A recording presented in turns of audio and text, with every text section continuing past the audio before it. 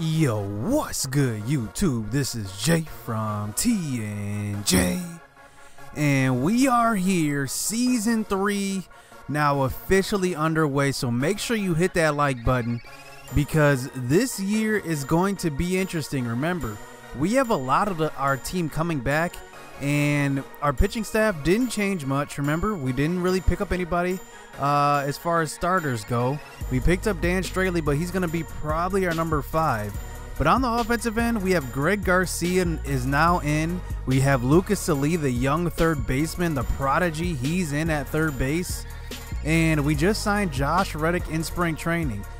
And then also, don't forget, JT Realmuto is no longer with the Marlins. It's now time for Taylor Ward at catcher. So this is going to be a different looking offense. And we're gonna go with a lot of youth. It's gonna be a lot of youth. So can this team yield this season together and just produce a great year from start to finish? So let's see what this team's got. Here is the first batter of the game, Lorenzo Cain, and he's teeing off on Michael Fulmer right away, getting a hit to the right side. So not the start that we wanted, but I mean, it's versus Lorenzo Cain. I mean, that dude is incredible. So up comes Christian Yelich, the former Marlin. How ironic, an opening day. And look at that. Right away, he grounds out into the double play. And now we have 2 quick outs after that one. And look, Xander Bogaerts is actually signed with the Brewers. And this is his first at-bat with them. He signed a big contract in the offseason. And right away, getting a hit to the right side. So now they got 2 hits here in the first inning, but with 2 outs, Travis Shaw coming to the plate, and he's going to ground out to Lucas Salee. So we do get out of this inning, and now here is our starting lineup coming up. So now here's what it's going to look like. You see we have Josh Reddick, Lucas Salee, and Taylor Ward all back-to-back. And I like that young lineup at the bottom of our order. We kind of have a different dynamic now with speed down there, the perfect combination of speed and power. So I like the all-around offense that we're going to have from this lineup. So here is Adam Eaton coming to the plate. He gets a hit, and that's hopefully a sighting that we're going to see a lot as Josh Bell comes to the plate, and he gets a hit up the middle. So this is what we're expecting from these two. Josh Bell hit 300 last year. Adam Eaton pretty much hit 300 last year. So it's going to be a treat for Domingo Santana and Machado to score and drive in so many runs from that 3 and 4 positions. As here comes Machado to the plate. He grounds to shortstop, and that's not the way you want to do it. Guys on first and second to start the game, and we ground out into the double play. So here is Josh Reddick here in the second inning.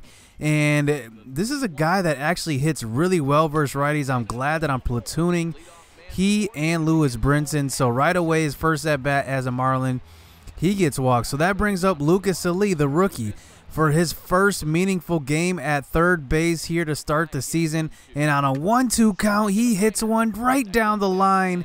And that one is going to land in fair play as he's rounding first head to second. And that's going to be a stand-up double. So now guys on third and second here with no outs in the inning as Taylor Ward comes up, but he swings at a low slider, strikes out. So that brings up Greg Garcia, the new acquisition. Remember, he was kind of an under-the-radar signing, and we signed him basically to be the backup to Salee, but he had a great spring training. So he's a utility guy, so he did earn that spot at second base. So he did end up making contact there, driving in the run. So that's a 1-0 game here as Michael Fulmer does pop out to second base. So now on to the third inning here. Michael Fulmer pretty much pitching pretty well after that first inning, giving up a couple of hits. As here comes Lorenzo Cain up to the plate, and he gets another hit to the left side. And he's going to start this inning out with a single, but he's thinking too. He's rounding first head to second. He's going to be safe at second. So now guy on second base here with Christian Yelich coming to the plate, and look at this, he steals on us, steals third, and we fell asleep, didn't even realize he was stealing, but at least Fulmer does settle down, gets Christian Yelich to strikeout looking that time. So here comes Xander Bogaerts here with 2 outs, and Fulmer does get out of this inning with the pop-up right back to him.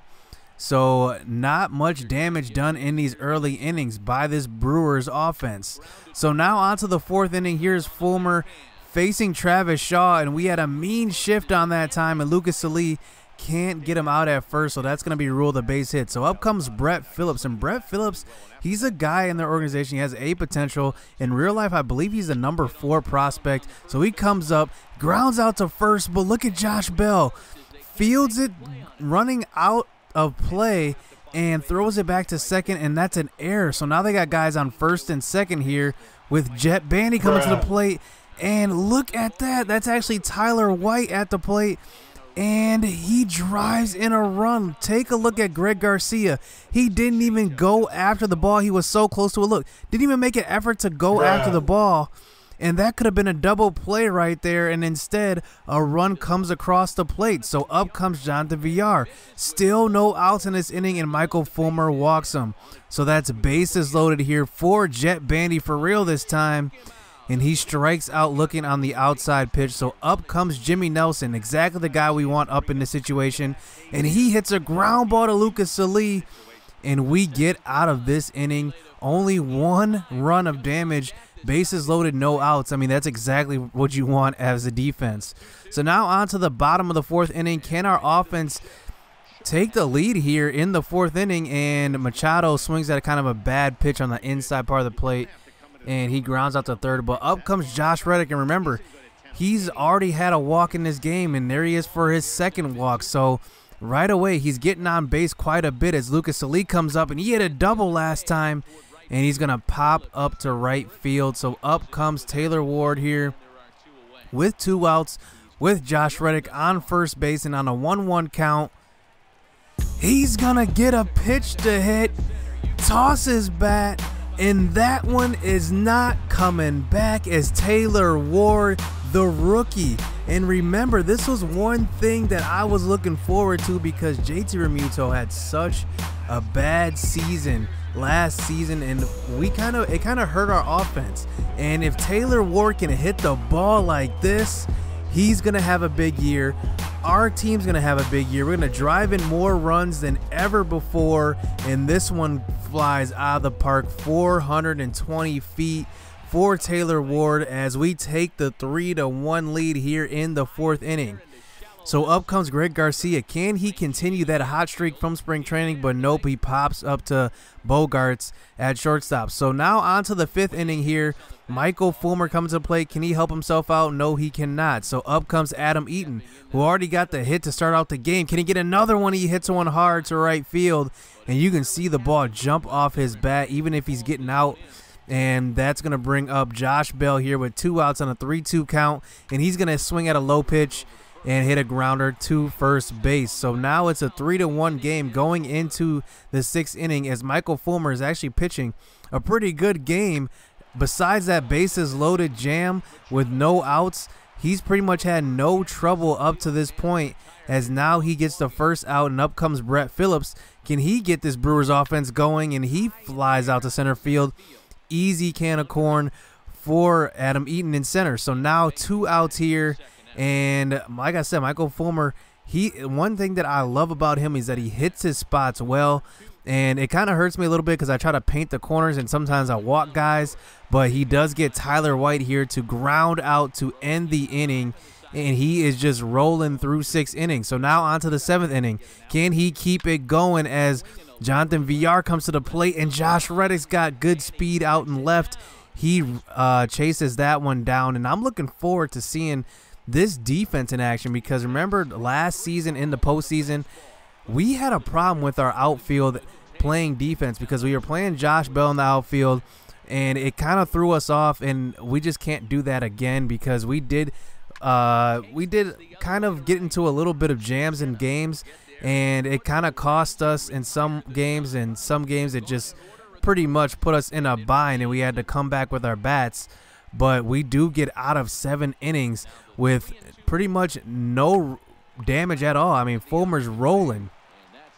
So now we're on to the bottom of the 7th inning. Here's Lucas Salih coming to the plate. He gets a hit to the right side to start the inning. So can Taylor Ward continue this but nope, he strikes out at some high heat that time. Now Neftali Feliz is in to pitch for the Brewers as Greg Garcia comes up. He hits one hard, but that's a perfect ground ball right to the second baseman that time, Jonathan Villar, and they turn the double play. So now we head into the 8th inning, and Edebrey Ramos comes out of the bullpen. And remember, he had a pretty good year last year, but I'm expecting him to make the biggest leap out of any relief pitcher. He's a young guy. He's still in his mid-20s, and I think he's poised for a really big year for us out of the bullpen, really ready to make himself probably one of the best relief pitchers in baseball, as he does get Xander Bogaerts to swing at a pitch out of the zone. So now with 2 outs, here is Travis Shaw coming to the plate, and he gets him to swing and miss at an inside changeup,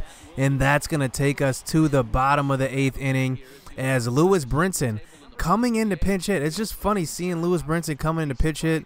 But, you know, this is the scenario. This is a team that we built, and this is exactly the depth that we want, because he's going to be coming off the bench a lot, and he's going to come through with a lot of clutch hits.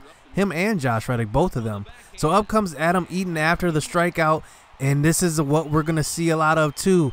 A lot of base hits from Adam Eaton. Here he is, 2 for 4 in this game, and that brings up Josh Bell, who walks. So another scenario on first and second here with Domingo Santana comes to the plate, and he gets a pitch right down the middle, and he drives it, luckily, right to Lorenzo Cain. They are lucky that Domingo Santana didn't take that one deep. So now up comes the MVP, the reigning MVP, with 2 outs on a 2-1 count. He's going to get a high pitch to hit, but this one is going to be a pop-up to Lorenzo Cain here, and we move on to the 9th inning with our closer, Tony Zych, coming in to close this game. And remember the year he had last year, it was pretty good. And I'm looking for all these guys in the bullpen to have great years, because if our pitching can carry us like it did last year and our hitting comes around this year, we're going to be poised for another big year. So up comes Tyler White that time, and he gets walked. So up comes Jonathan Villar now, and he grounds out to the pitcher, and that's not going to be good enough to turn a double play. So up comes Jet Bandy now here with 2 outs, 3-2 count, and he's going to hit one down the line. And look at Villar here. He's going to be on his horse, but for some reason he gets happy, and he tries to round third and head home, but you know who that is at the cutoff. That's Manny Machado, probably the best arm in the game at shortstop, and he guns him out to end this game. And the Miami Marlins start out this season with a W. And we didn't do too much on the offensive end, but our young guys came through. Lucas Salee hit a double. Taylor Ward hit a home run. And then our new guy, Adam Eaton, he goes 2 for 4 in the leadoff spot, and that's exactly what you want to see out of your leadoff hitter. But we do pull this one out, as, you know, it's good to see Josh Reddick get on base as well. He scores 2 runs in this game, so this is something to build off of. I'm excited for this season, man. Hit that like button if you're excited. Hit subscribe too, and hit that like button, because we are going to be back, and this is going to be the best year. The prospects are going to be shown in the next episode. Maybe the episode after that. I'm still getting a lot of it done. I'm working on editing a lot of these guys, so you guys got to be patient with me a little bit. But it's going to be worth it, trust me. So stay tuned. Let's get it. Let's go.